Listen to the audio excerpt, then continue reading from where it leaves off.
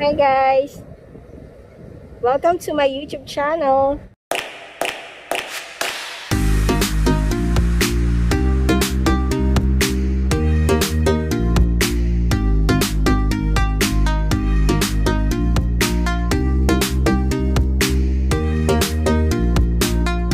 Nandito kami ngayon sa fishing port ng Bahrain.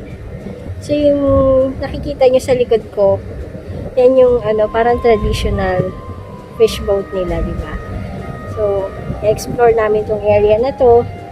Plus, kung makikita nyo from afar, yung may mga grupo ng mga tao doon, nag-aantay sila ng boat papuntang Aldar Island. So, meron ditong island na tuwing summer talaga pinupuntahan siya ng mga tao.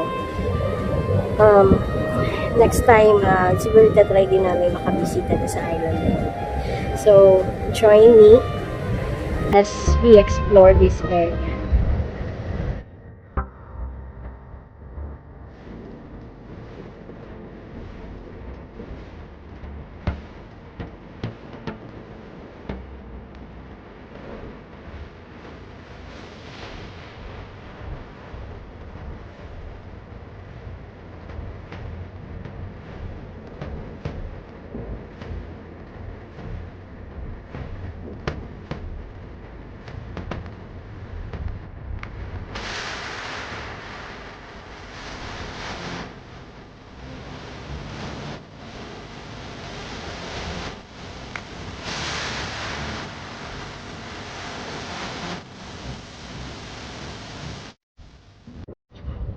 So, kanina, nagtingin kami doon ng mga isda, mga fresh catch fish daw nila yon.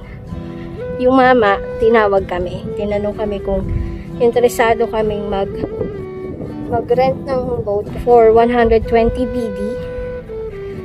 Pwede niya kaming ipasyal sa dagat.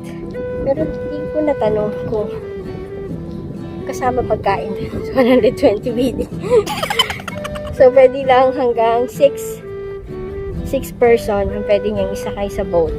Medyo mahal.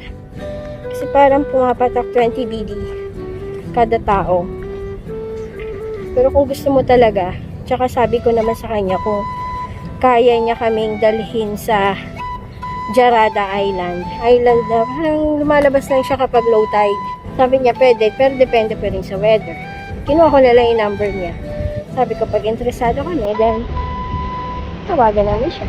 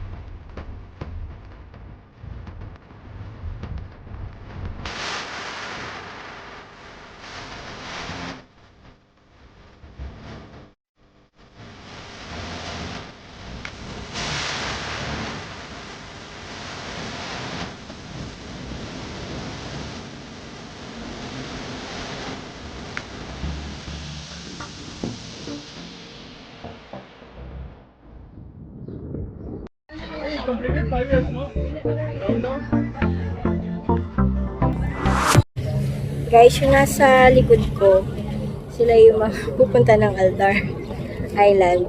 So kami, inosyoso lang kami dito. Nag-inquire lang kami kung paano pumunta doon, kung magkano yung boat trip. Pag weekdays, mas mura siya. Pag weekend, mas mahal. Kasi halos doble yung presyo. Ngayon ay 2020. So guys, dito na ako magko-closing. Hindi naman kasi kami pupunta ng Aldar, so pinauwi na kami.